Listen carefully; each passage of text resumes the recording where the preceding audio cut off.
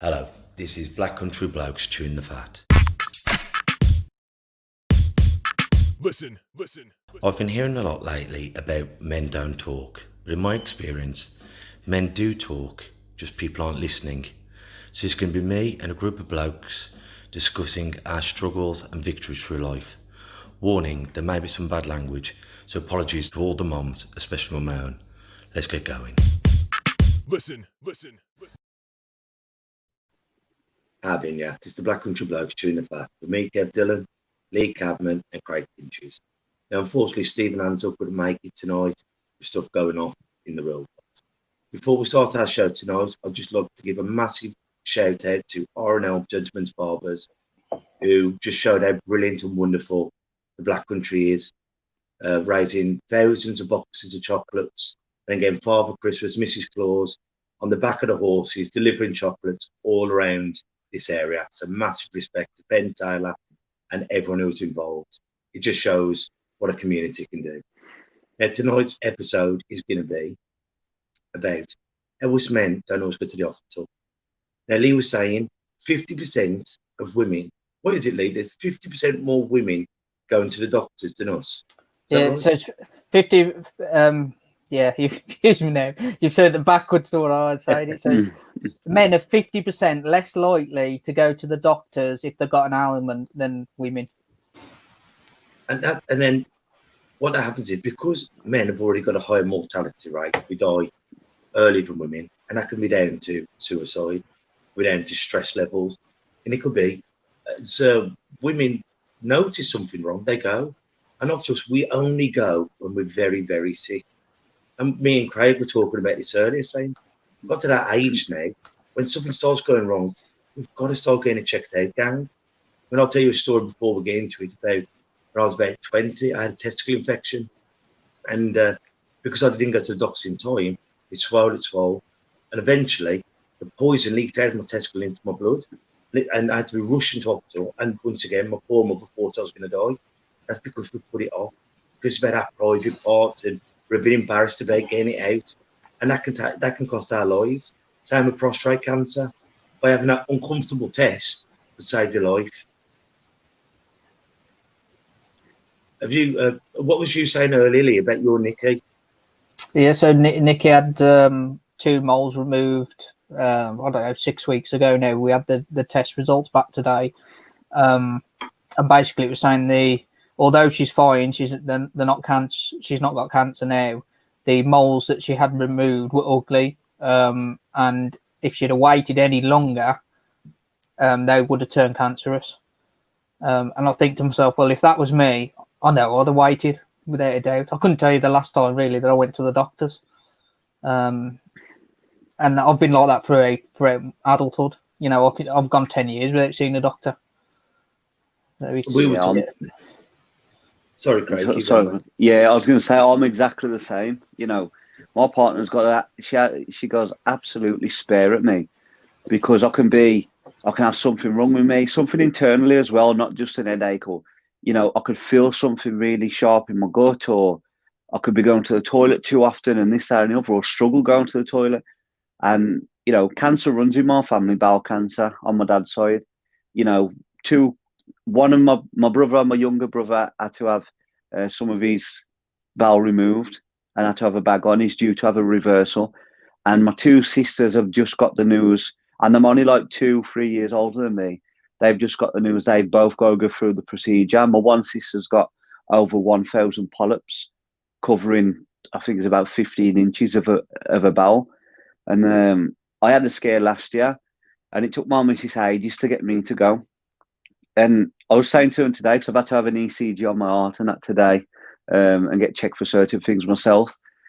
And I said to him, I said, I don't know, like, I'm not one to worry about my health as such. It'll be, they'll take medication. Now it'll pass. I'm all right. Go to the doctors. I'm okay. Go to the hospital. I've got to be dying to go to the hospital and doctors. But because I've been feeling like I've had things wrong with my heart, I've been to have an ECG today. I've got some blood tests booked in, but it's took my missus years to get to a point where I'll go. I mean, the last time I went to the doctors or hospital was I had my camera last March, I think.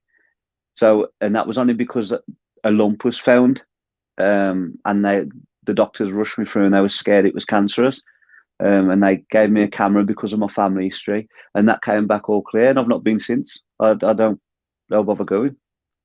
I've had the camera up my backside as well twice, and it's not as uncomfortable as people think it is, guys. So, you know, you can be asked to be put out if you want, but it's just one of those things. We've got to put that bit of embarrassment and uncomfort behind us, literally behind us. I'll tell you a funny story. I went to have mine done at Russell's Hall, and about a fortnight before, someone who was putting the camera up, the woman was knocked out, and as she woke up, there was a letter asking her out. So as I went down to the procedure, I said to the nurse, before anything happens, I'm a very happily married man. Mate, you've got to take it like light-heartedly, ain't you, sometimes. You know, it's like my dad, when he nearly died from it, and he wouldn't go for years and years and years. He wouldn't go. Apparently he had signs, according to some uncles of mine, he had signs back in his 20s of bowel cancer, because his mom died of it back in the 60s. So it was in the family, so he should have got checked. And my dad's one of them. He hates doctors, he hates hospitals. And he there you go.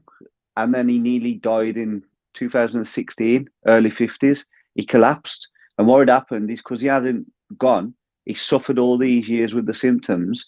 Because he hadn't gone, his bowel perforated, and he nearly died of something that's called peritonitis, which is basically the shit poisoning your body, if I'm correct. So the ironic thing is, the thing that he should have got checked out because he had the genes for and he had the symptoms of, that ain't really what nearly killed him directly. It was like a byproduct of not getting that looked at. Well, it's through having food poisoning and then having the camera and everything, I found out I've got hemochromatosis. Now, hemochromatosis means that my blood absorbs too much iron.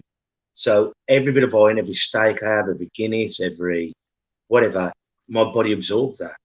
And the only way of getting rid of it is by having a vivisection, which is like an injection that long, stuck into your arm, and have to bleed the iron and the ferritin out. Now, before I was diagnosed with this, I've been petrified, a lifetime fear of injections, for having viral meningitis and having lumbar punctures and steroid injections. And then when I had to have this every week for over a year, draining the blood out, because that you should be under like about 100 or so. I was under 2,000. So I had to go, and then I still have to have that done every so many months. But it's amazing, you know, if I hadn't have had food poisoning and they were just searching for everything, they wouldn't have found out I had such high iron in my body. And the doctor said, because I'm a drinker as well, and he said, it's amazing how my liver didn't just perforate. He says, because with hemochromatosis, the iron rests on your joints. That's why you get arthritis. That's why my hands, my feet are always hurting. But it also rests on your liver, your pancreas, your heart. So, and when you're feeling run down, you're taking all the supplements, you're taking iron supplements because you might be anemic, which is the worst thing you could do. So I was taking multivitamins, vitamin C, because if you run down, you take vitamin C. But the vitamin C gets the iron into your body more. So everything I was doing, being a self-diagnosed doctor, Googling, and you're a bit run down, take some iron, take some vitamin C, was buggering me up. So by luck, I managed to have a great GP at the time. His name was Dr. Hughes, got me in, and potentially saved my life. See, I'd be interested to see, of that percentage that are less likely to go, I'd be interested to see what their age range was, because, like myself, my mom and my dad and my nans and whatever else, they've always got a home remedy for every ailment. They've got a cure. You know. TCP. You know what I mean? Slap that on it, or you need, like you say, you need some Guinness down you, or you need some of this down you. And it'd be interesting to see what age them percentages was, because I know a lot of the time, like, I'm probably from my dad's neck of the woods, I'm quite old spirited myself. So I'm quite old fashioned in, I do things how they did them, 30, 40 years ago, and I'm only 32 myself. And, and like, it'd also be interesting to see why they don't, if you run a survey, because we can all speculate why we think. But is it because they call BS? Because men are usually just we're procrastinators, a lot of us, like, fuck it, I call be arsed, you know what I mean? It'll pass. I've got to go all up there, I've got to sit, I've got to tell my shit to the doctor for him to just prescribe this that's going to cost me over the counter, you know, or whatever it is. I call be arsed, it'll pass in a few days. But, or is it because they're scarred by something? Because I know my dad, he thinks his fears of hospitals come when he was a little boy. He was, I think he must have pinched my uncle's push bike or something. But my uncle had loosened the nuts on the front. And I think what he'd done is he tried, if I remember it right, I think he tried to wheelie. And as he's come down, obviously, it's just the handlebars. And he's like, he's at most of the ground, the gravel. And I think to hear him talk, his face was in the state. They had to, at the hospital, they had to pick gravel out. And it would have been a big butch nurse back then, you know, not as subtle with the hands, probably punched it out of him.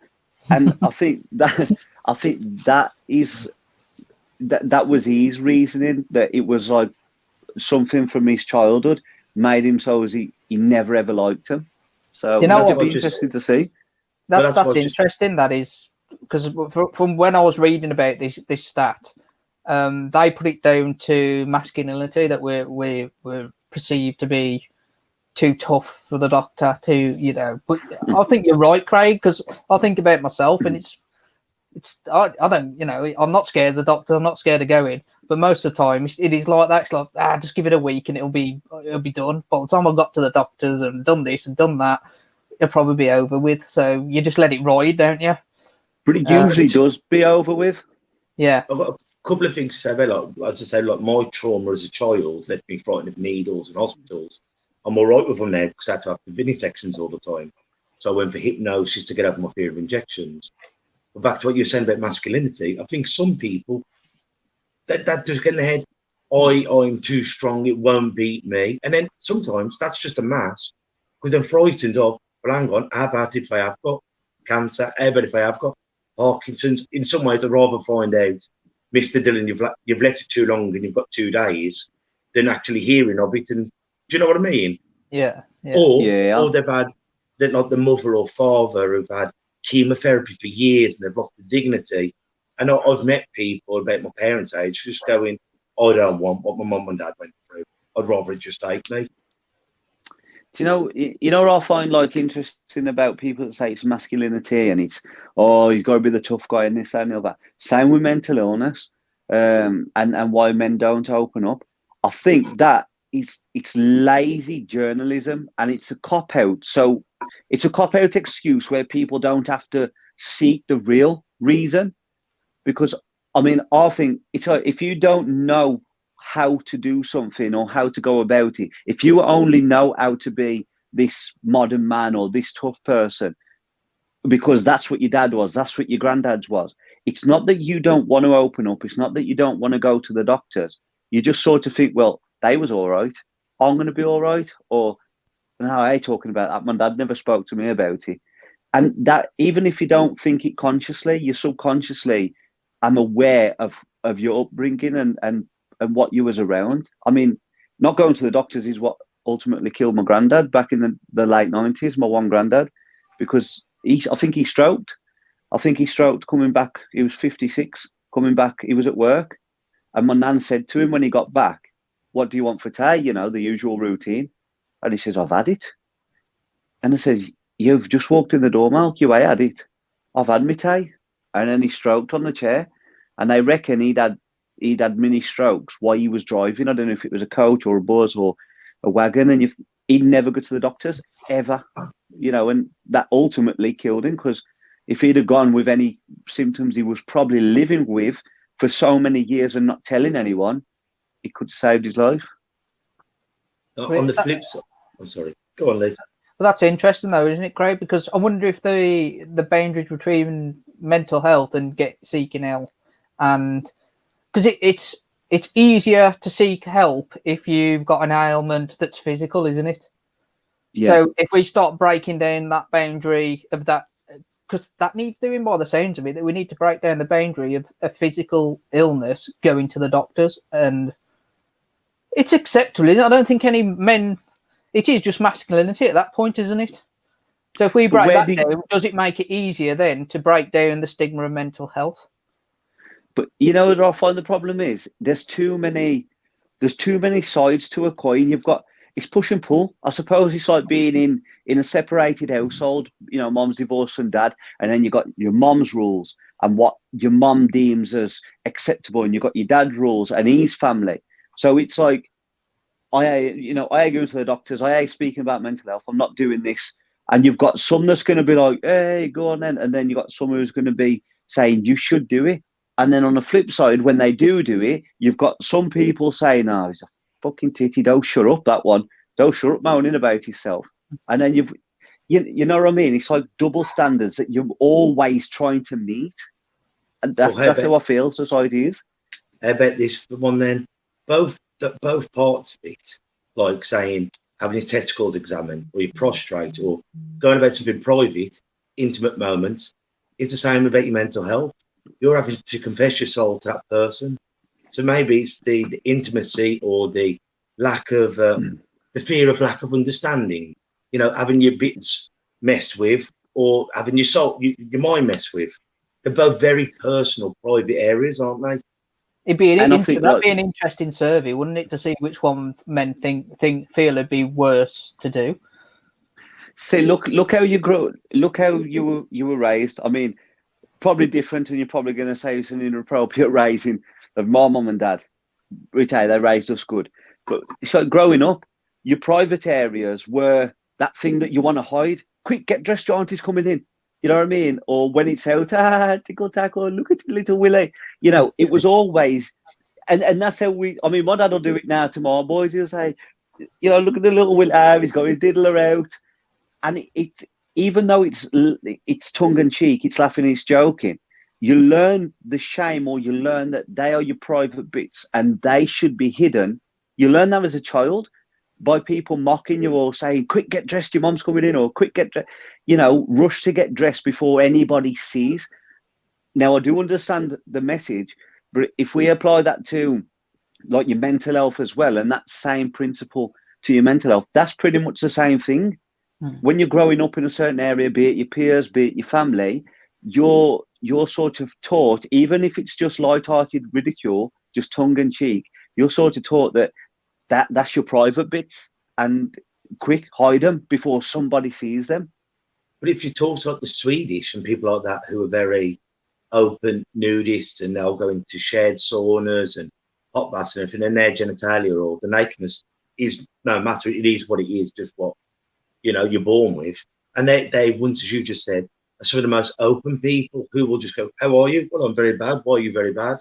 Whereas the British were very prudish in body and in conversation. Yeah, I think that's it too. Book me a flight to Sweden, by the way. It's when they stop. It's when they start going, oh, look at his little tinky. I thought you were nice. That's it. I'm going to somewhere else. But that's what I'm going to. I ain't even say nothing because you're going to say it's out of order. Let's just move on. But that's what I believe. Like, even it's not designed. My mum and dad never used any malice when we was kids. Like, you've got to small this, or you need to hide that embarrassing thing. It was just tongue in cheek, but tongue in cheek carries on into life, and you use it then to excuse your not opening up about real matters. You know, but I think nowadays, like, so I'm like that with my daughter, and I'm saying like, don't let people see your private bits, because everyone's got a mobile phone now, and I'm trying to educate you at the age of 5 not to show privates off in their special places. So I think you're right what you're saying. Then the other side, as a parent, we're going about it the other way, not saying be ashamed of your body, but don't let strangers look at it because that's your private area. So it's a very tricky subject, isn't it? And this is what I mean by when I say, like, we've always got a double standard that we need to meet. There's like a criteria within each standard that is suitable and applicable to our situations, but you can't, them in two pools. So that criteria, you can't interlock them.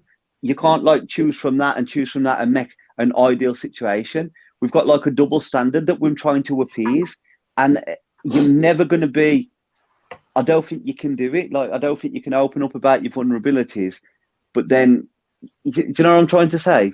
You're trying to like meet double standards within society. But I think back to what Lee was saying about, I think it would be a great survey if someone did say, well, what would you rather do? Go and have a prostrate check, where someone sticks the finger up your bum to feel the prostrate, or to talk about your mental health and talk about your vulnerabilities? Because I think, as Lee said, like, that could be one of the reasons why more of us blokes are completing suicide, because we're too frightened to go and ask for the help. Well, the thing is, Kev, most if you're having a prostrate check, that's kind of forced on you, isn't it? You've gone to the doctor at that point, and he's going, right, that's what you need to do.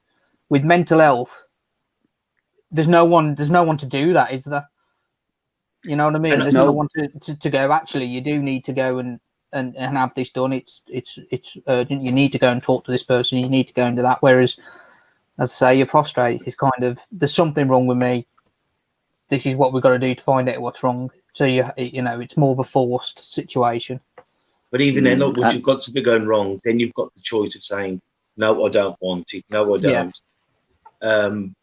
Because sometimes the embarrassment's worse than the thing that could potentially save your life. That's what I'm saying.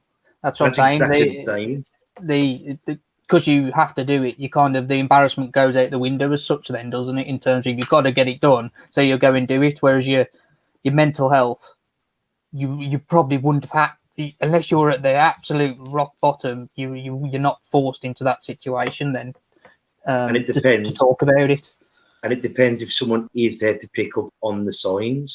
Because the great thing about what I've seen within mental health is how well people can hide it. And one of my very good friends is a high functioning person with mental health. And he often said, if I wasn't, if I was too frightened, he goes, my anxiety of getting on the bus, my anxiety of going to the shops, my anxiety of talking to people is so great, but I force myself to do it. Because even though he's got mental health, he's got a lot of mental strength. But if he was the other way and it overtook him, he'd get a lot more help. Does that make sense? Yeah. I think, like, going back to like the doctor situation, I went through a period of time where it was, I'd say to my missus, if I've got it, I don't want to fucking know. And I think some of that could be, here's a question for you. Would you, if you had something wrong with you, or you felt there was something wrong with you, it wasn't causing you too much pain, but you knew something wasn't quite right, would you go to the doctors and want to find out that it's something really bad, and then you're going to spend the next months or years, that's going to consume your life? Or would you rather put it with the little pain or the little discomfort of what it's causing you and live not knowing what it is? Do you know what I mean? And that's what I went through. Like, a lot of the time, I thought, if I've got it, I don't want to know. I want to enjoy the time I've got here. You know what I mean? If text me. But I've changed now. But on the flip side, when you're a daddy or a mommy, then you think, well, is this hereditary? And I think once you become a parent, you do start thinking more about, well, if you can fix me, I want to be around here to see my children or my grandchildren. Yeah. Or is it something that, because how many of our grandparents must have probably had stuff like hemochromatosis, which is a genetic thing, and it can miss out like parents and everything. But how many of them people must have had these conditions they just never knew about? And when like your granddad, he died at 56. I think my nanny Joan died of cancer at 57. But if their parents or their parents' parents have had it, it'd have just been they died in their sleep, because those tests weren't available then. Yeah, and I think that's what it is. I'm pretty sure my nan died I think my dad was about 4 when my nan died. And she died, I think, from complications through bowel cancer. I believe she died on the operating table. But you're talking about the mid-1960s, yeah, where it was probably a relatively new concept, this cancer. They have all the treatments. You didn't have all the research and the equipment and the technology, technological advances. And she died of that. Now, my dad nearly died of it because he didn't get the symptoms checked, but he's still here. He don't sleep. He's in pain. His arse, his back, his whatever else. I think he may have arthritis in his spine, so I think he's waiting on tests for that. And my mum said to me the other day, he don't sleep. He paces this He paces the bungalow that they live in. He'll have to have a hot shower on the hottest setting, 3 o'clock in the morning, to try and ease the pain. Now, my dad don't tell us this. He'll get up sometimes and say, my arse is hurting or my back's hurting. But he won't tell us this all night, with a bad back. He'll literally get in the prayer position on his, kneeling on the floor and lean on the bed to just try and get some sleep. Now, my dad won't tell us that. He hasn't told us that. I never seen my dad cry until he come out of hospital when he actually, when he died. He was very emotional. And I think that's still what I've been raised. That's still within me. I'm that kind of person that I think, you know what I mean? Fuck it. Not everyone needs to know that you're in pain. But on the flip side, I think by doing what we're doing now and having frank conversations, I think our children will have a different experience to what we had and what we had to our parents had. And I think, by having frank and honest conversations like we've talked about before, Lee, when you can say to your children, well, dad's a bit upset or dad's having a bit of a wobble, or, giving them as much knowledge without scaring them, but giving them knowledge into ourselves and into situations within the house. Well, how do we, playing devil's advocate here a little bit, how do we create people that go to the doctors, encourage people to go to the doctors, open up, and it's like, how do we stop that from becoming it's normal to want to or have to go to the doctors, if you know what I mean? Slight headache, doctors. Slight backache, doctors. How do we encourage them without creating, and I'm going to say this term now, which it's a a modern term. How do we do that without creating a snowflake generation as such? Well, my wife worked for 999, the ambulance course down the waterfront on the ambulances for years, and she said the amount of people that phone up wasting times, and that's why I was so glad when we had Chris on from the Samaritans and Papyrus, who were there to talk to you about mental health.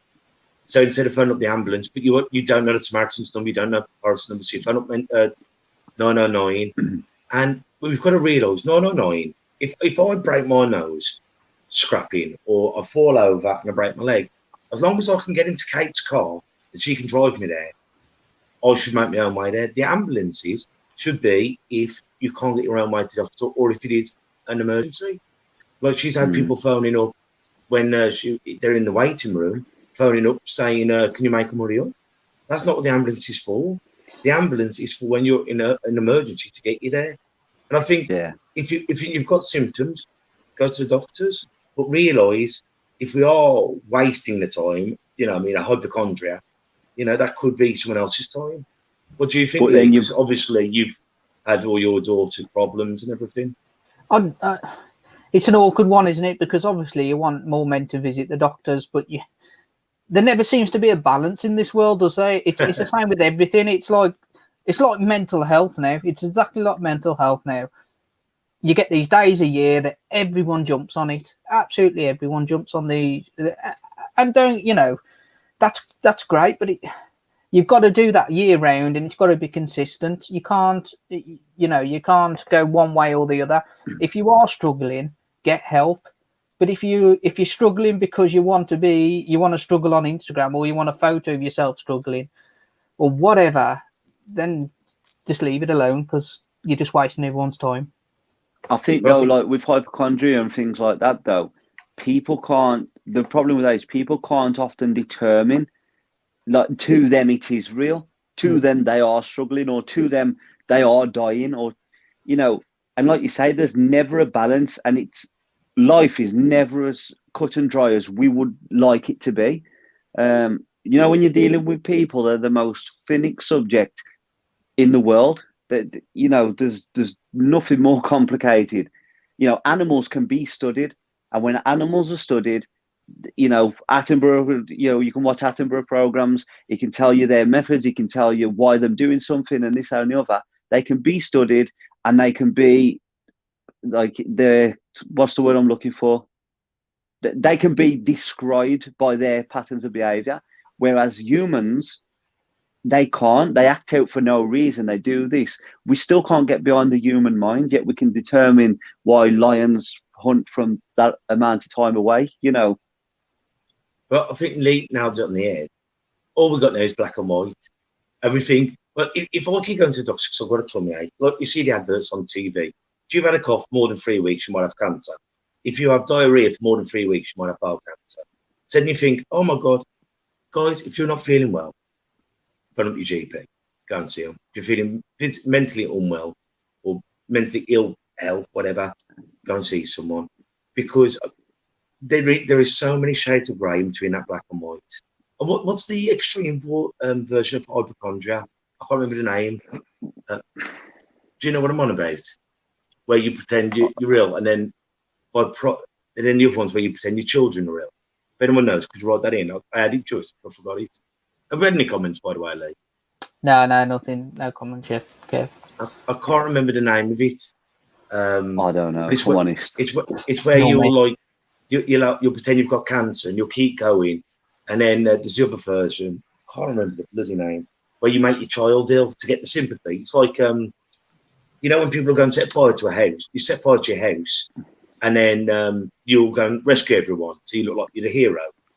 I know what you're on about, and I can't think of what it is either. It's narcissism. No, it's not narcissism. But that's the very Stockholm syndrome, version. Mate. No, Stockholm syndromes. Stockholm syndromes where you're kidnapped and you fall in love with your kidnappers. Munchausen syndrome. Munchausen syndrome. And then Munchausen by proxy is where you make your children poorly or someone you love poorly. But that's the very high version of hypochondria. Bloody hell, there's some big words from me, were they? And your alpha boys this morning, are you, Kev? Who's in the background? God, who are you trying to impress, mate? Oh, by the way, guys, I've been interviewed again by the Express and Star. Big thank you to those. So we should be coming out sometime this week in the week. So if you see us, tag us in on our page. Yeah, it's all about spreading the word. Spreading the word, and that's all we're trying to do, getting us blokes to talk around the country, well, around the world now, because we've got listeners in Thailand, Holland, Australia, America, all around the place, Israel, obviously, and all these different places. Obviously, Kev. So click, share, and please subscribe to our channel. But you know what? I was just thinking about my own experience with getting mental health help. So when was it? 2018, 19. I went for an eye test, and the eye test showed, because they take photos of the back of your eyes now, don't they? I was only going for glasses. They take photos of your eyes and whatever else. And the optician there said to me, "You need to go and see the doctor. You could tell by the veins in my eyes that my blood pressure was high." And now I knew I was stressed out. We'd had a bad year with Calla, and a lot had gone on and whatever else. And I didn't get help from the doctor. And it was only, I think now, if I hadn't gone for that eye test and he hadn't picked that up, would I have gone to the doctor, which then put me into counselling and kind of started that process off. And I think now, where would I be if that hadn't have happened?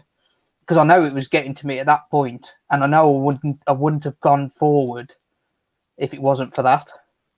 Well, our brother, Dr. Singh, who's been on the show talking about the coronavirus, he's an eye surgeon. And if you remember, lads, off air, he was telling us about that, wasn't he? Yeah. He's saying so many things you can spot in the eyes are early signs of bigger problems. And a massive shout out to Dr. Singh. What a remarkable man. So it's unreal. Like they say about your eyes being the window to the soul, don't they? You can see absolutely everything within the eyes. But it's like, when I spoke to the doctor Saturday over the phone, he asked me, he said, "Are you being," because I explained to him what was going on with me. There's quite a few problems that I feel, physiological. And in the end, he said, "Are you stressed?"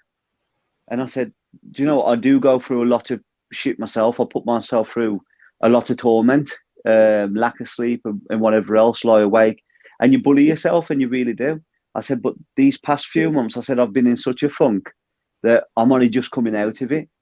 He said, I've had headaches again for the past few weeks, especially on the night time. They come right behind the eyes.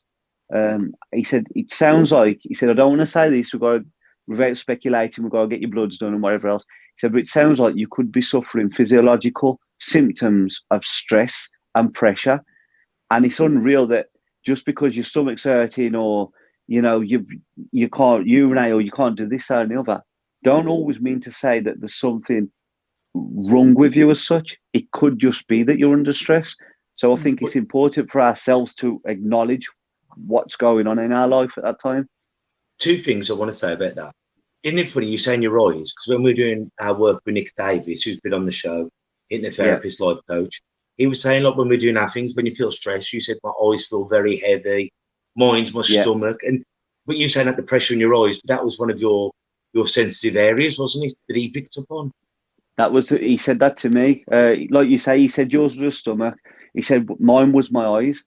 And I always knew that when I was going into an episode, because my eyes would be heavy, like I've had no sleep, and they just feel so cloudy. And I've had that again in the past few weeks, especially on the night. And I remembered Nick actually, and I thought Nick said that this is a sign that, you know, you're probably going into your episode if your eyes are your telltale sign. And I did acknowledge that. And I've tried to be better.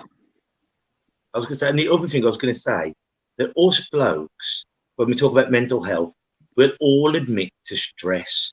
We'll all admit to stress because that's our thing, isn't it? I'm doing too much, I'm stressed.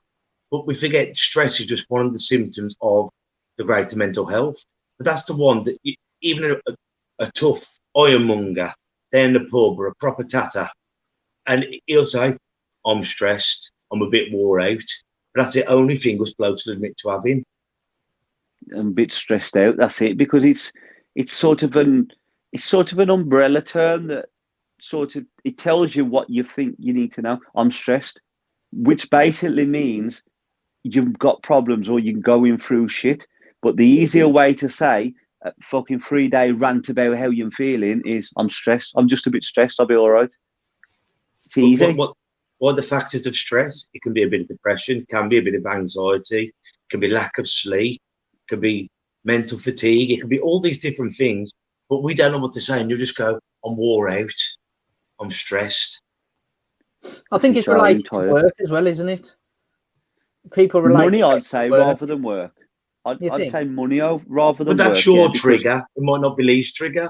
No, you could be money, it could be work. Terms of in general, people, I'm not saying as us, I think people say the stress because it relates to, oh, he's working too much. And there's a manliness about working, isn't there? You know what I mean? So whether it's, so it's explained, oh, he's stressed, oh, he's just working, he's at work. And that's something, you know. One man's stress could be another man. One man's stress could be another man's paradise. You know what I mean? Some people love working, some people love crafting, some people hate being in the office, some people love being on the travel, some people love spending money, some people love saving money. So the thing with stress is we all have different things that'll set us off. But it's not necessarily that, you know, it's like I've heard people say, you know, and you say, I'm sick of work, I'm sick of this job, I'm sick. It's not that. A good many will dismiss your stress at work, and it's called workplace stress. You know, there's actual terminology for it. But people will turn around and say, you don't want it, you do, you're a lazy fucker, or you know what I mean? Just get on with it, you're earning money. But it's not as simple as that. It's like factory work. I can't do factory work. You know, I used to do foundries, I used to do factories years ago. I'd do like 12, 14-hour shifts in a foundry. In a hot Brockner foundry, and anyone that's ever been past there knows it's a shithole. And I do long shifts in there, and I feel caged. I feel like a caged animal. It doesn't take long for me to be, if I go in a factory and I'm there for 9, 10, 11, 12 hours a day, it doesn't take long for me to feel that I'm where I don't belong. You know, I'm naturally like a creative. I'm a natural creative. And when I've got something there, it's a monotonous job. It's very, you know, it's boring. It's just production line work. And now I'm not knocking anyone that does it or still does it, because I've done it. But it's just not me. And it's not the fact I'm lazy. It's just, it doesn't suit my spirit. It doesn't suit my soul. And when you do something that makes you damn miserable every single day for people you don't want to be with or be around, for money that barely pays the bills and gives you, you know, 50 quid at the end of it for your damn self, no rainy day money, no nothing. When you're doing that out of necessity and not out of sheer want, that's going to cause you stress. That's going to cause you misery, and ultimately, that's going to cause you bigger ripples in a pond. And it's not that you're lazy. But I had a good friend phone me up the other day. He's similar but different. Now he's got a good job, good pay, but he hates it. He doesn't like the people he works with. He doesn't feel comfortable there. And he knows if he quits it, he's not going to get a job that pays the same. And if he doesn't earn, then no one's earning in his household. So even though he hates the job, the family needs the money. So he feels like he's stuck in a situation.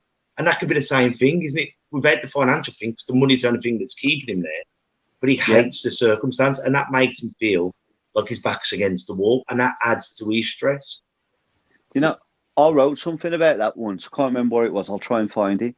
And it was basically, if you could choose any job, take monetary gain out of it, take money out of it, if you could choose any job to do for the rest of your life. In fact, I think I seen someone else say this as well. What would you choose? And I used to say to my dad, obviously, mine would be my art, whether it be music or producing or something to do with that, entertaining. Like, that's my neck of the woods, creative writing and entertaining. And he said, get a job at Aldi, get a job at that. I said, Dad, I don't want to. He'll say, great, then pay £9 an hour or £10 an hour. I said, Dad, they could pay me £1,000 an hour and I wouldn't want to be there. You know what I mean? It's, to me, life's bigger than money. Money is an horrible necessity that we have to tolerate in this world. And we're left chasing the fool's gold. But what do we ultimately sacrifice? We sacrifice our health for it. We sacrifice our time. We sacrifice seeing our kids grow up. Why? For money. Now, you tell me, I've never seen a £20 note that I've looked back on 20 years from now and thought, oh, remember that 20 quid note? Oh, that little crease it had down the face of the Queen. I've never looked at that. But I'll think of the time I've lost money to spend a day at the zoo with my kids. But we sacrifice absolutely everything for this money. And that's where a lot of stress comes from. And that's what I meant by money, by the way. It's not, we don't live in slums. We don't live in shanty towns. We've got running water. We've got food. We've got, electricity, heat. So I don't mean that we're poor in that sense. But I do mean that, like, I think we're emotionally poor in the sense that we have to live in these conditions and we have to work these. Jobs and what, £9 an hour? Look at the cost of a loaf of bread. You know what I mean? They raise the minimum wage every couple of years by 50 pence, and then they put everything else up by 70. And you think, it's like, give them that and take back more. That's what I think. What we're saying here today is don't worry about the money, worry about health. And health, be it physical or mental, make the time to make sure you're well in body and in mind. Now, is there anything else I don't want to say about the subject tonight? Or well, Kev, I think I've said a damn enough.